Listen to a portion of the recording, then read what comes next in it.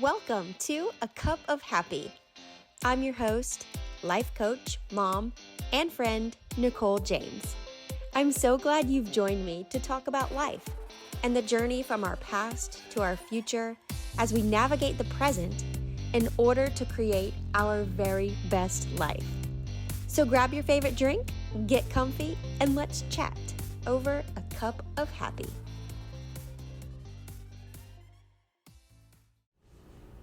Hi friends, and welcome back to another episode of A Cup of Happy.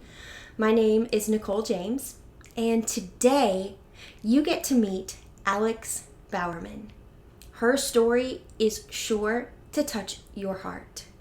This young mother has endured life's most feared circumstances when it comes to being a mom. But she has turned that around into some very inspirational work. I hope that you will reach out to her, that you will connect with her and find a little bit of inspiration and hope in her words as she talks to me and shares how she has created something beautiful from something so devastating. Without further ado, here is my conversation with Alex Bowerman. Hi, Alex. Hi. Thank you so much for joining me. I'm so excited that you're here today. Thank you for having me. Of course. Thank you for being willing to show up here and to tell your story. So this is a series on women who have gone through trauma and are living life exceptionally after the fact. It's really, your story is really difficult. Like, it really has touched me when I heard it. And after we talked initially, I did start listening to a few of your things on social media, and I'm really touched. Thank you. So your story is involved with your son, Derrick. Yes. So first of all, tell us a little bit about what it was like for you when you found out that you were going to be a mom. So I found out I was going to be a mom on March 12th, 2020. I was freaking out. I had no clue what to do. So I started by letting it process, of course. I took my pregnancy test right before I had to go to work, and I was just like, okay. So I went to work and just kind of put it to the side. And then the next day I was like, it's time to get serious. I need to figure out where to start. What do I do? Nobody has had a baby in the family in years. I was the first grandchild, cousin, pregnant out of everybody. Oh, wow. So then when I found out I was pregnant, I sought all the resources I could, and they were really good to me. And then the next day, the government shut down because COVID. Oh, yes. So I had a very odd experience, but I was happy to be able to stay home and rest quite a bit with Derrick. I rested a lot during my pregnancy. Yeah. So That's good. That's Yes. good. And so your family, so this was the first baby in your family in quite a while. Oh, yeah. How was their reaction to your pregnancy? And like, how supportive were they? They were a little bit surprised, but not too much. Some of them were like, I knew it was going to happen as soon as y'all moved in together. Yeah. I had really good reactions, even from the people who I thought would shame me because I wasn't married at the time. They were super happy and excited and wanted to be a part of every bit of it. Now, what about Derrick's dad? Now, Derrick's dad was not excited. He was not excited? No. But you guys were together at this point. We were together. We actually had, the day we got together is March 11th. I found out I was pregnant on the 12th, and then COVID on the 13th. So at that point, we had been together 2 years, and the day before, we got in a really big fight, and he had put his hands on me for the first time ever. And I was pregnant, and I didn't know it. So everybody was supportive up until him. He did want me to have an abortion. He mentioned it a couple times, but What was that like? Like, what was your reaction to hard. that? I was really shocked and disappointed and didn't know what to do. From the jump, I kind of felt like I was going to be a single mom just because he didn't want to be a part of it, and I was scared to be a single mom, but I'm not interested in aborting my child. Yeah. So I was like, we both laid down and made this baby together. Like, let's be responsible. Let's do what's best. Yeah. And I was really excited for that chapter in my life, too, because my parents had recently split up, and I was kind of trying to take a lot more responsibility than I needed with the family that birthed me. So when I found out I was pregnant, I was like, my own family. I get to worry about myself and stuff like that. So that was a good feeling, but it kind of backfired in a way. Yeah. Wow. So, pregnancy during COVID, that's a struggle. My baby dad wasn't able to support much. I don't know why mentally he just wasn't there. But it made it even harder because they wouldn't let him come into the OB office with me. Like, I had to do, every woman was kind of for herself and would come in by herself. So that was really hard too, and it was kind of used as like an excuse. I'm like, could you please just like drive me? I was so sick, I'd have to pull over and like get sick. And I got sick in my car a couple times. I was a queasy woman with Derrick, but it was just hard. And I was trying to dismiss it like, well, yeah, you're right, you can't go in. But at the same time, I wanted him. Like I said, we went half, and I kind of expected a little bit more. Yeah. Wow. So, when was he born? Derrick was born November 2nd, 2020. November it was like 2nd. Right around elections. Yeah, yeah. Wow. And that was a big election year. Oh, yeah, it was crazy. It was crazy. And so, what time of day? Do you remember? 8:03 p.m. 8:03 p.m., so, okay. I have a friend who had recently had a stillborn. I was about 3 or 4 months pregnant when she had a stillborn, and it freaked me completely out. So I started, like, counting my kicks.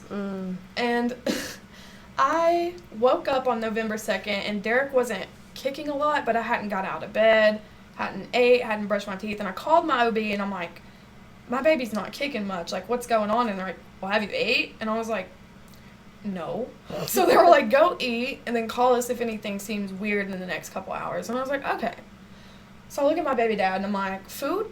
We're going to go eat? And he's like, okay. So I get up, and I'm going to the bathroom, and I'm peeing, and I still feel like I'm peeing when I'm done. And I stand up, and I'm really short, so I, like, pop my leg up in the mirror to be like, what is going on? And I was wearing gray sweatpants, and my water broke to both of my ankles, and I was like, oh my gosh. I, like, called my mom, and she was at work, and then I had my baby dad call his mom, and I'm in the back like, I feel like I'm about to poop. It was like all that pressure, and she's like, go now. So then when we got to the hospital, they were like, okay, we think he'll be here around 12, 1 in the morning. 8:03. Wow. Oh. It was a really good, I had a pretty good experience with my labor and pushing. I only pushed for 45 minutes. And yeah, that's really good with the first one. Oh, yeah. Yeah. So it's funny because a little bit of your story I see myself in, because I was a young mom the first time. I wasn't married and was very kind of anxious about what people would think because I wasn't married. Yeah. And the same thing though, like when I found out I was pregnant, like I didn't want to just be like an ignorant single mom. Like, so I reached out for resources like you did and like tried to learn all of the things in the classes and all of that. So I'm listening to you and I see a lot of myself in you. And, but anyways, so tell me, if you will, a little bit about what Derrick was like after he was born. So Derrick was really strong. When they laid him on my chest, his head was like, boop. And he made eye contact with me, just like doing that little dolphin arch. And I was like, hello. He was so strong. He was healthy. I got to take him home just about right away. Yeah. And when we got home, we would do tummy time. And he was rolling over both ways at just a month old, I think it was. So he was extremely strong. He overcame a lot of situations because he hated tummy time. Yeah. He hated tummy time at first. But I was like, we've got to do it. And then it ended up being some of my favorite, best memories with him. So I feel like even though he was so little, it's like you overcame things that you didn't want to do. And I really love that. And he was so sweet. He was the sweetest. He made me feel like the sun was shining right on me, just for me every day. And he was funny. His personality was huge. Yeah. So he was the best baby ever. I call him my little Mr. Man, and that's his trademark. That's all him. My Mr. Man. Mr. Man. I love that.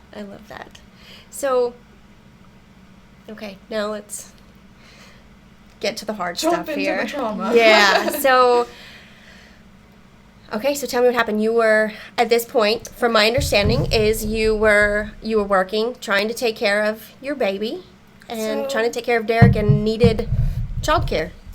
Basically, pretty much. So, with Derrick,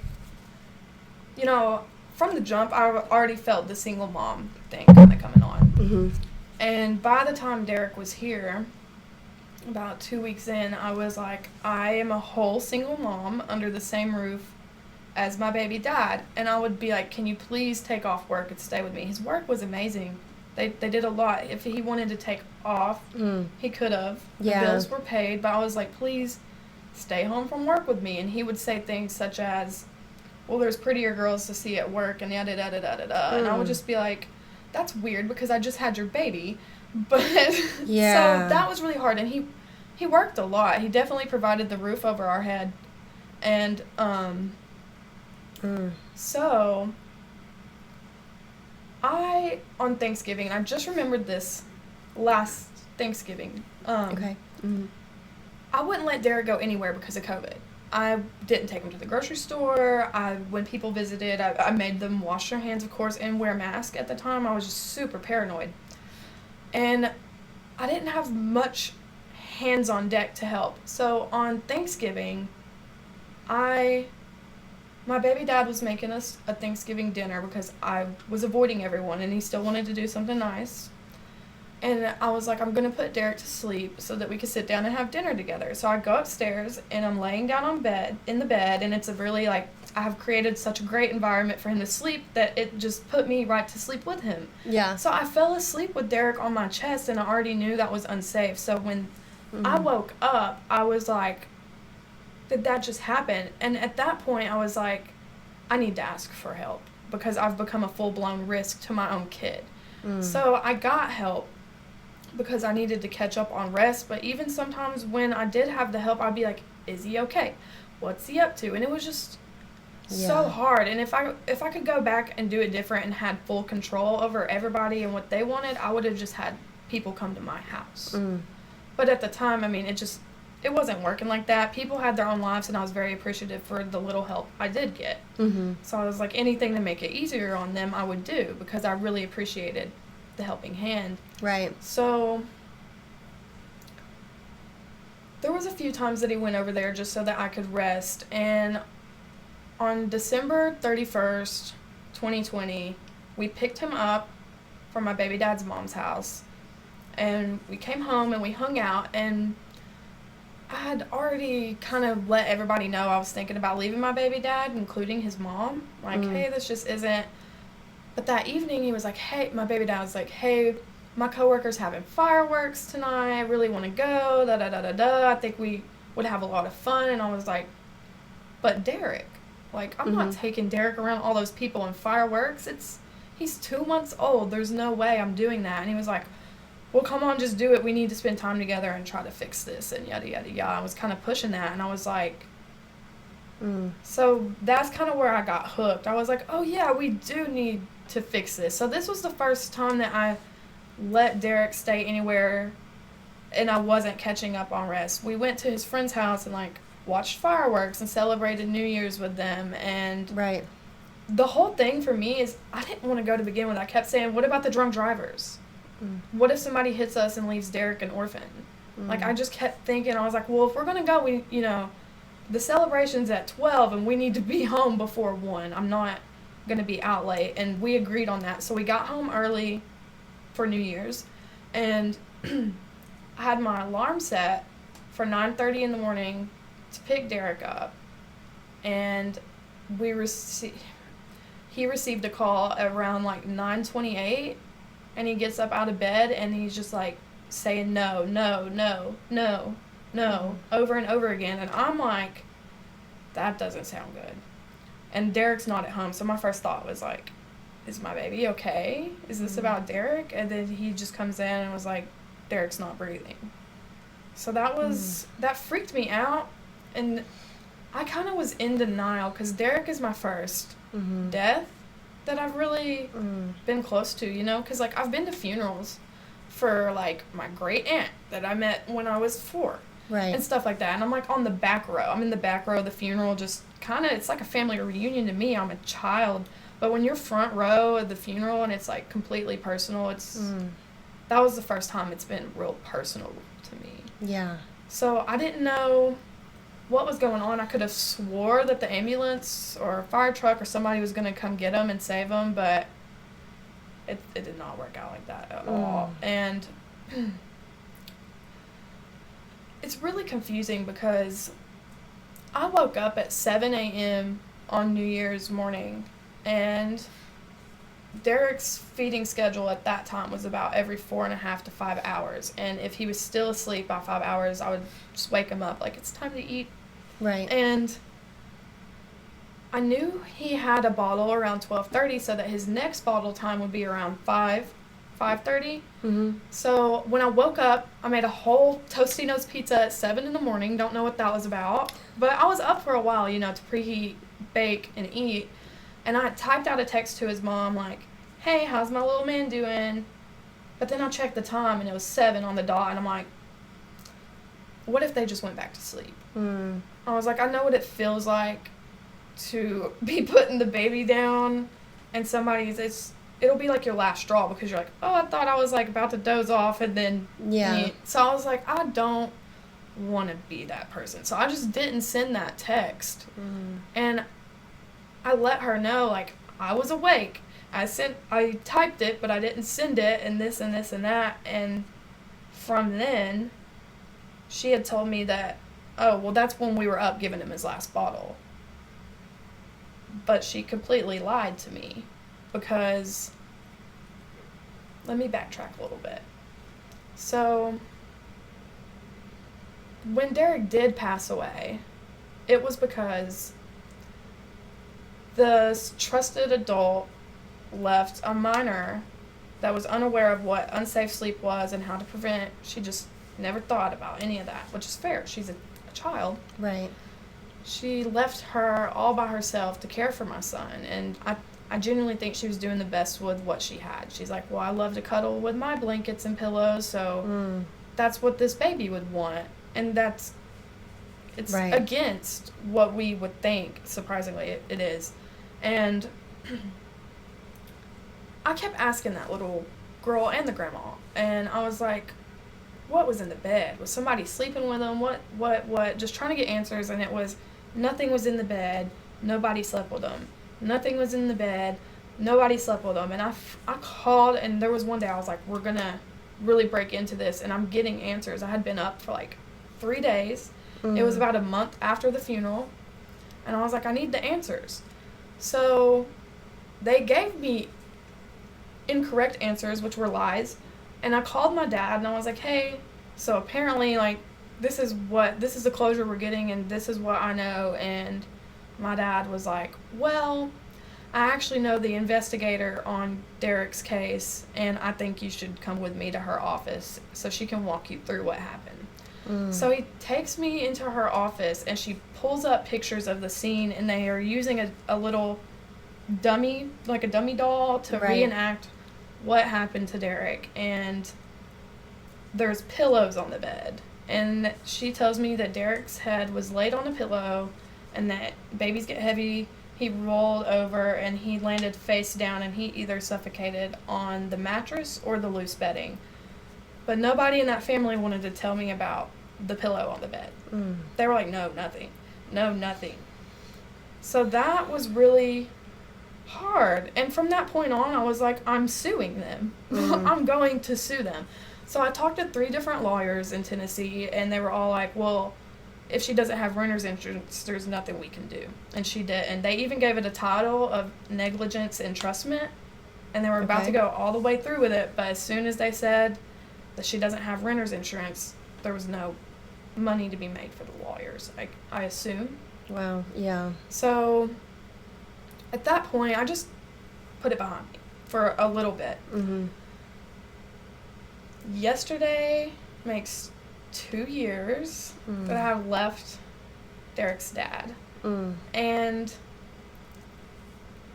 the night before I left Derrick's dad, I started Derrick Stone Safe Sleep on Facebook with no plan other than spread awareness. Tell a story, spread awareness, prevent for others. I didn't know that it was going to turn into what it is now.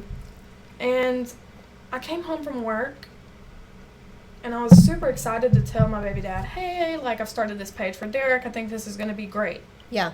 And he was like, well, I'm going to start a page and just tell my side of the story and yada, yada, yada, and going on, saying that I created this just to slander and disrupt his family's peace, to attack them. And I'm like, that's not this.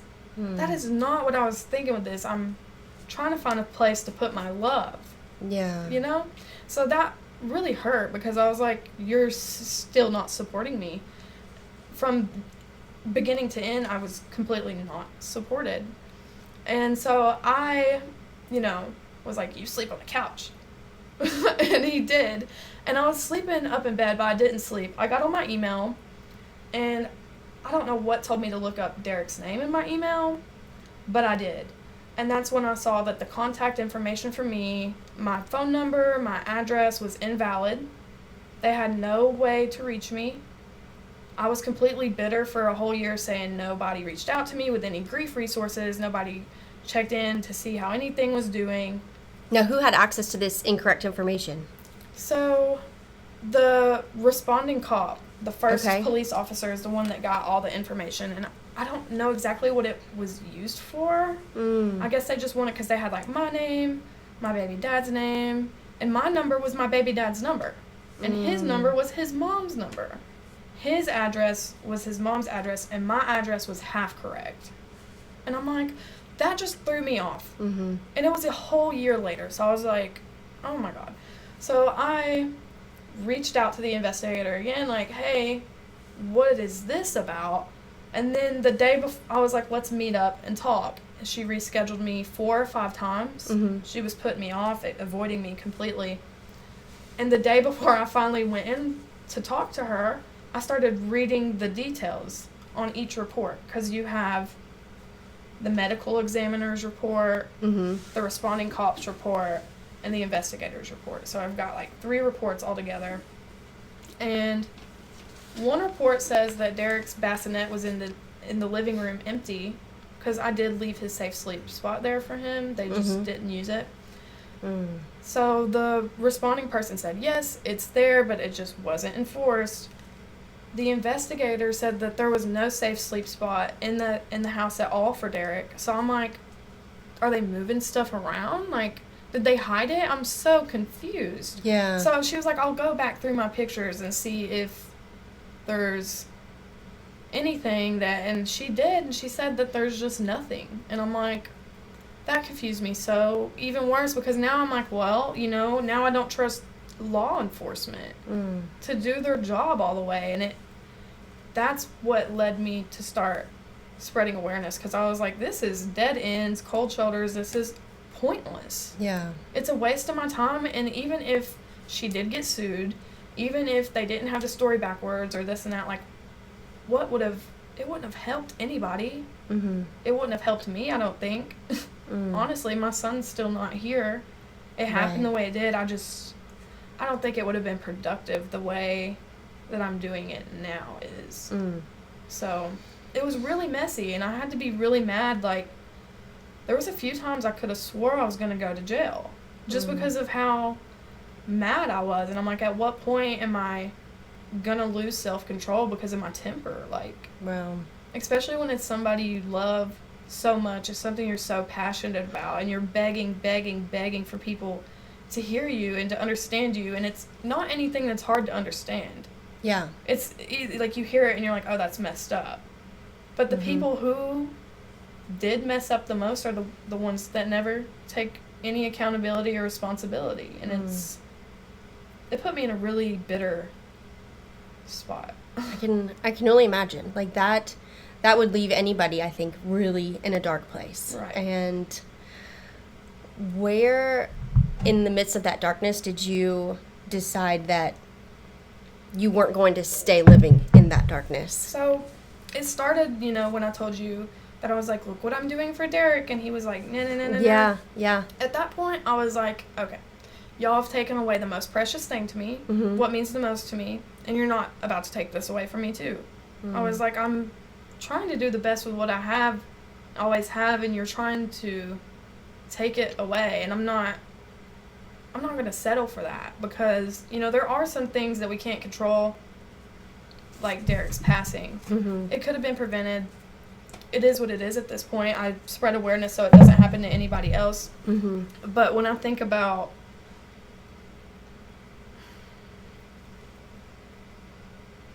I lost my track of thought.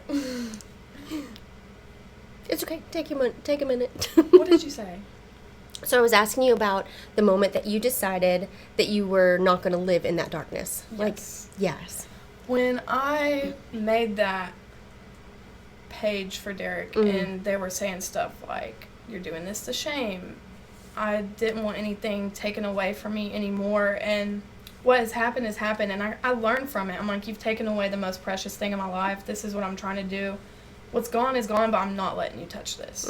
Like, you're not coming for this. It's not happening. So, and it was hard. It was incredibly hard. Yeah, I can imagine. I don't know why leaving his dad was so hard.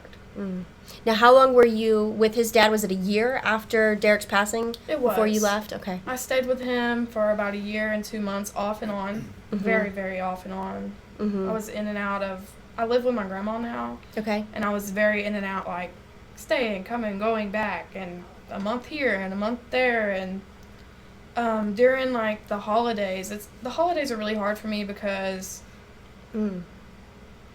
his birthday's in November, then we have like the most common, most celebrated holidays after, like Thanksgiving and then Christmas, and then it's his death date. So not only am I really grieving his presence at the holidays and wondering what he would be up to, what he would want, what food would he like, turkey or ham. I grieve a lot. It's so, that's a really weird time of life for me. And I stayed away from my baby dad from like May to October, but as soon as those dark months came, I was like, you understand me, you get it, I'm coming home. And it's wild that the person you think would understand you and get you and relate to you the most is the complete opposite of you. Right. Okay. Did you have any other resources for, like, maybe any other moms who've lost children? So or? I have found some great ones. My first run-in was Grief Share. Okay. I was so uncomfortable. I don't know if you've heard of it, but they have, I think it's like a 12-week period that they meet in each church. Not each church. There's usually a host at a church that's like, I'm interested in doing this for the church, at the church. Okay. And you don't have to be at that church to be a part of it. Mm-hmm. So I did have to seek mental help after the loss of Derrick, and the main resource they gave me was that Grief Share. And I used to go into the classes hungover. I used to just barely show up. I used to not talk. Yeah. Nothing. And then I finally got to a point, like, I call them semesters. I'm like, that was my first semester. It's very fair that it was 1 foot in, 1 foot out. Like, I hated being there completely. Like, being in that room was acknowledging that he wasn't here. And honestly, I didn't want to do that. So yeah. There was that, but it ended up being great for me. I've gone for about 5 semesters now, and I even really pushed myself last year to show up to every single one, even when I didn't feel like it. And I think it was really productive for me. I have also ran into Heard and Held. It's a nonprofit that's local to Tennessee, too. It's Jefferson City, but still close enough to Knoxville. Okay. And they do a lot of, like, mom loss meets, like, every quarter. They did something called Gathering Hope, and, like, a bunch of lost moms gathered, and we had individual tables, and we all shared our stories. And I was even able to be a table leader at that event, and it felt really good. I made really good connections with people and heard different stories about how they lost their kid, and it brings complete sense of awareness, like, all around. I'm like, whoa, I never thought, like, miscarriages. I had no clue that a miscarriage, I know it's emotionally and, like, mentally takes a toll on you. Of course it did, but I had no clue the physical pain that would come, like, you're literally laboring your kid. Yeah. And it's like, I had no clue. Right. So it was really good to be able to connect with those moms to have a better understanding of them, their kid, and their experience. I love that. It's very similar to a group that I was in that was specifically for widowed moms. And similarly, everybody had a different story and a different experience, but it kind of made you aware, like, wow, I never Right. realized. Like, No. I mean, it's so different. Everybody's story is so different, but yet there's this common Right. denominator. And yeah. So, well, I'm glad that you were willing to seek help, and even though it was hard, and that's totally valid. Like what you mentioned about feeling like just going was an acknowledgement that Derrick was no longer here, that's so valid. Right. And Thank the fact that you decided to keep showing up even though you didn't want to, Yeah. it's okay. I mean, it's okay that you didn't want to show up, Yeah. but the fact that you decided that you were going to keep going, I just want to honor you for that, because that's Thank a you. big deal. That's a Thank big deal. you.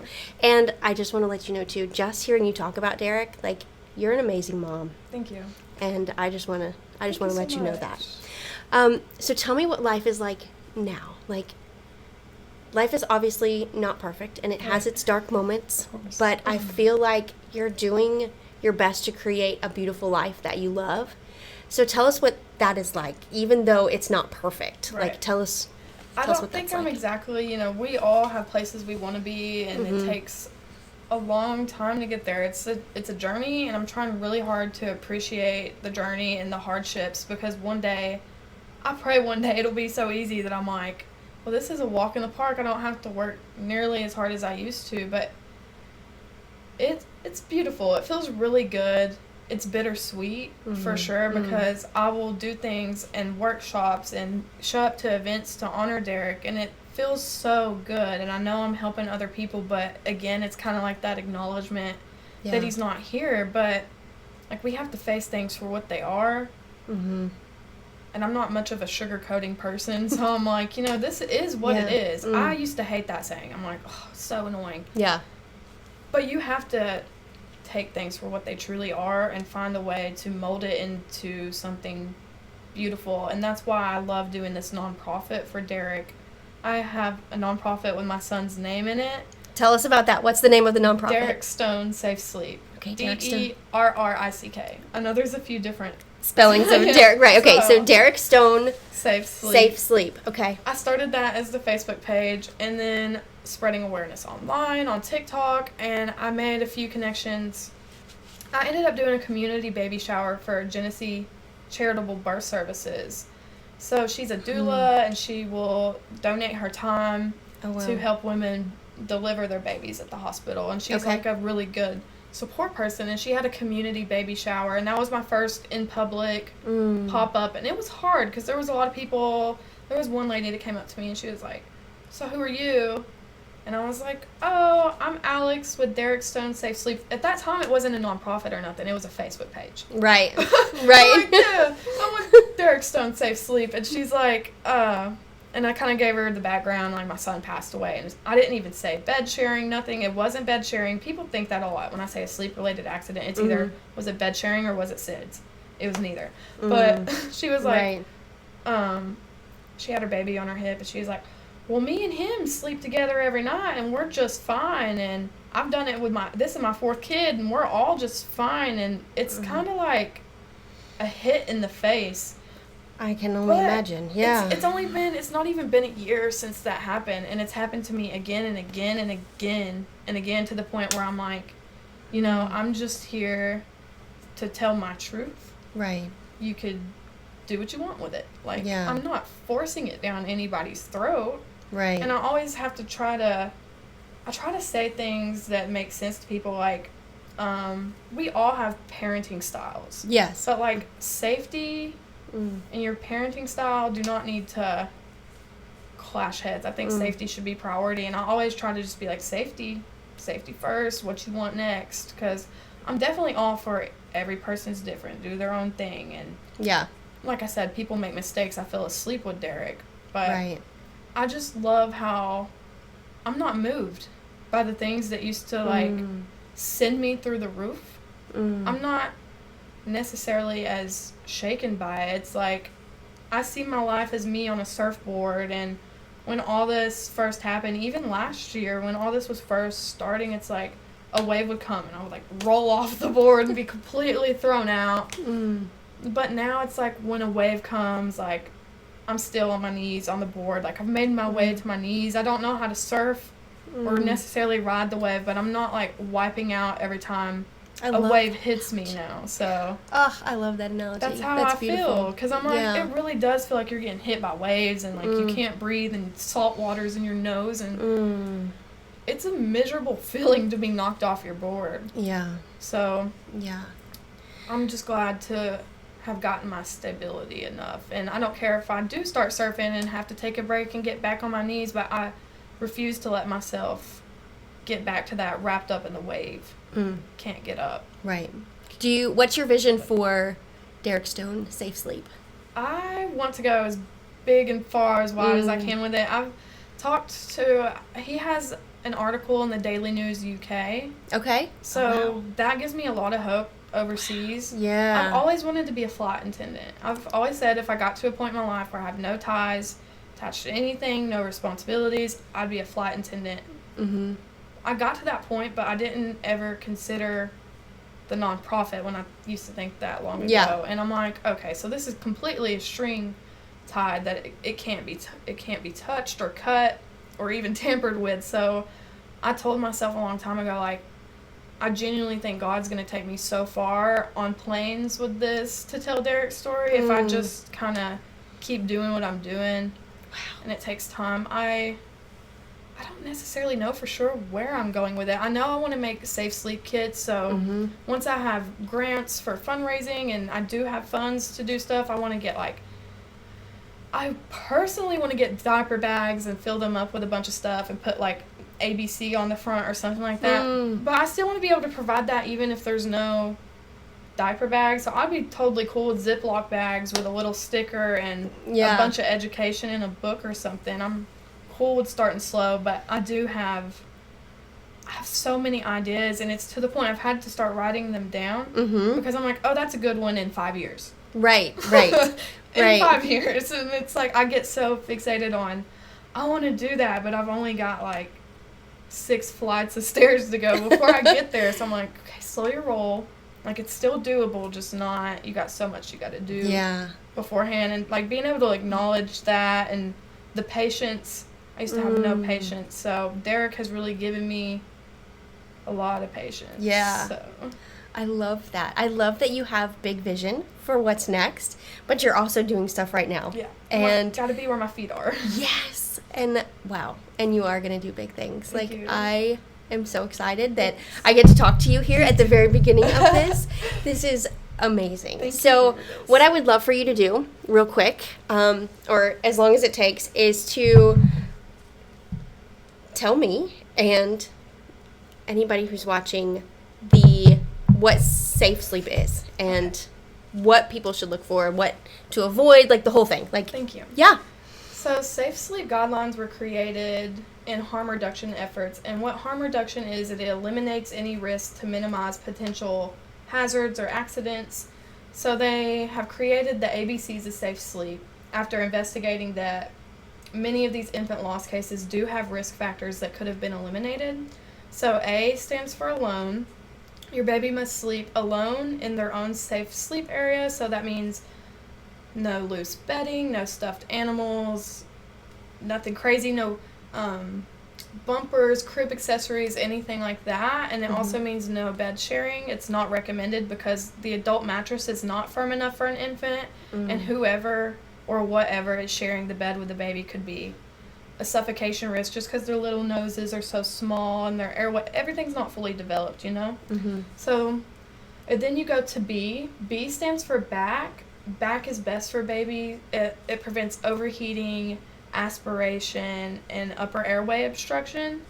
There was a campaign, I think it was, I'm going to say the 1990s because I don't know if it was 92 or 98, but there was this famous woman, and she'd lost her son after putting him to sleep in his crib on his stomach. And they were like, oh, the stomach sleeping is what killed your baby. So she started a campaign called Back is Best, or Back to Bed, and since then the infant death rate has decreased by half. Wow. It's still pretty up there, but half is huge just from back sleeping. Yeah. So the back position is best even when babies do begin to roll over, because they do.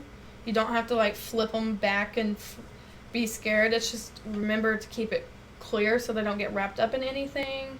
and practice tummy time to help build their muscles so that they can meet their milestones, because they're going to roll over. And I don't want anyone to ever like lose their mind because they're like, well, she said back and babies rolled over. Like, they're definitely going to roll over. You just have to give them the safe environment to do so and keep working muscles for milestones. And C stands for crib. So babies need a safety approved sleep spot, being a crib or bassinet. Again, make sure it's clear of all clutter, firm, flat mattress. It's pretty basic stuff. There's a lot of things that are forgot about, like a lot of people swaddle, and that is really good for the 4th trimester, but as soon as baby's 8 weeks or begins to roll, whichever comes first, you need to discontinue the swaddle because they could wrap it up. Or a lot of people, another thing that's not thought about is nothing's in the crib, but they leave a blanket hanging on the side for decoration. Babies are little grabby babies. They love grabbing stuff. So, I mean, it'd be so easy for them. And they're stronger than we think. That grip. Yeah. They do have a strong grip. So, I mean, they can pull it down. Even if they're like, you know, babies in their sleep move, it would just be so easy to grab something from the side and for them to pull it in on themselves. So, we got to remember the small things like that. Pacifiers is another big one. That's one I slipped up on. I used to have a little clip so that if his passy fall out of his mouth, it would just hang, it would never fall. I let him sleep with that too until I started thinking after he had passed away, I was like, I think I was putting him at a risk now that I think about it, because what if it was like right here and wrapped around? Like that could strangulate a baby. So I'm like, no attachments is the way to go. Pacifiers are safe to sleep with baby, just as long as they're clean, dry, and have no attachments. Gotcha. And another thing that I slipped up on was I always let Derrick sleep in his swing. I did not know that sitting devices were unsafe for sleep, especially one that would like soothe him to sleep and keep him asleep. You're like, oh, he loves that. He loved it. And I was like, oh, we're good. I could have been the one to found my son at least a handful of times because I let him sleep in his swing. So my mom told me to let him sleep in the car seat because that's what we did with my brother. And I'm like, sometimes I'll let that happen too. But I didn't know until like a year and a half ago because the health departments let me attend their FEMUR meetings, which stands for fetal infant mortality rate. And they just look at the cases from the last, like, we do it every quarter. So they'll look at the cases locally and say, like, this is this, what caused that? And a lot of them are car seat and swing sleeping, and it's because of the positional asphyxiation from the incline. It makes their head go down, and their necks are like little straws. So as soon as that neck's down, it only takes, it doesn't take long. It really doesn't. They're so little. So, okay, so ABC is for alone, back crib. And crib. Okay. Yes, ma'am. Perfect. Where can people find you? Derrick Stone Safe Sleep on Facebook and on Instagram, and I also do have a TikTok account. I'm trying to, my TikTok account was my personal TikTok account to begin with. It's the same one I had when I was pregnant. That's when I got TikTok. I'm like, I'm in the house, stuck in the house. It was COVID. Everybody got TikTok. I try to keep everything very professional, straight to business, if it has his name in it, but my TikTok doesn't have his name in it. So I want to stem outside and get more comfortable with talking to people about like what I've been through and this and that, because I think it would help them piece together stuff more. So I'm trying to be more of myself on my personal Instagram and on my TikTok, because I think it will help me and the nonprofit, because although I do love doing this for Derrick, and I think this is my main pitch, like this is my main, I have been through a lot of different things that, Derrick has helped me get through with the mindset he's gave me, but there's a lot of things that just don't involve him that I still think my experiences could help somebody else. And it's just not necessarily stuff I want to talk about on my Safe Sleep pages. So Gotcha. If you want to connect with me professionally, Derrick Stone Safe Sleep, and if you're just me for me, you can find me. You're going to @ me. Yes. Yeah. ALEEX. 2 E's. 2 E's. Okay. And, one last thing. I'm going to put you on the spot. I have not warned you about this one. Okay. But, okay, so in my journey, part of what helped me through my trauma was coaching. And so I, since then, have become a certified life coach, and I love that. I love helping people. It is great. One of the things that I believe in wholeheartedly is that our mindset is ours to take control of. Yes. And if you're a believer, Romans 12:2, I mean, he tells, like, we're told, like, do not be conformed to this world, but be transformed by the renewing of your mind. And I think that that's our responsibility. Me too. So part of that is identifying things every single day that we can be grateful for, like to literally help, like, focus on things that are positive, because there's so much negative. We know that. It's easy to get bogged down and to get wrapped up in it. So I would love for you to tell me if you can identify 3 things within the last 24 hours, as small or as big as they are, that you are grateful for. A job. Even though last night I did this exact thing. I was like, Okay. oh, no, don't want to go to work, don't go to work. And then I was like, I have a job to go to. I have a job. Yes. And I was like, okay, so that definitely snapped me out of my moping around mindset. Love it. I'm grateful for new connections, like the Yes. ones we have made and all the ones even at the grocery store, just like a quick smile is like a connection to me. I'm so grateful for such small things like that. Yes. And the third thing would be rainy days, because they bring the flowers. They do. They do. They suck. Yes.